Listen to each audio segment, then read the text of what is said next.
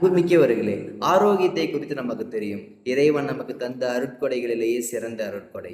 அந்த அருட்கொடையை நாம் எவ்வாறு பயன்படுத்துகின்றோம் என்பதை சற்று சிந்தித்து பார்க்க வேண்டும்.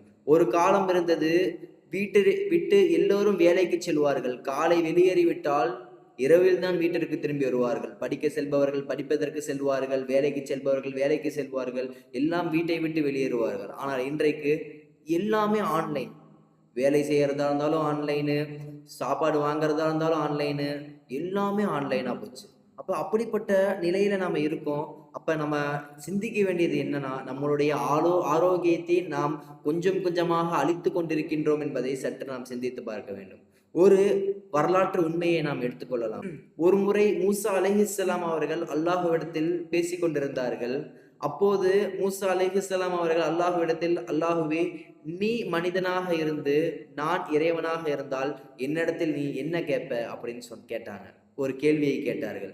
அப்போது அல்லாஹு தாலா பதிலளித்தான், மூசாவே, உன்னிடத்தில் நான் ஆரோக்கியத்தை தான் கேட்பேன் என்று பதிலளித்தான் அல்லாஹு தாலா. அன்புமிக்கவர்களே, சற்று சிந்தித்து பாருங்கள். படைத்தவனுக்குத்தான் அதனுடைய படைப்பிற்கு எது முக்கியம் என்று தெரியும்.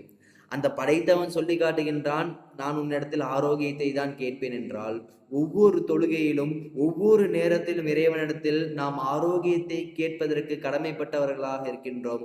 அல்லாஹு தாலா அப்படிப்பட்ட நன்மக்களாக நம்மை ஆக்கியர்கள் புரிவானாக. அஸ்ஸலாமு அலைக்கும் வரஹ்மத்துல்லாஹ்.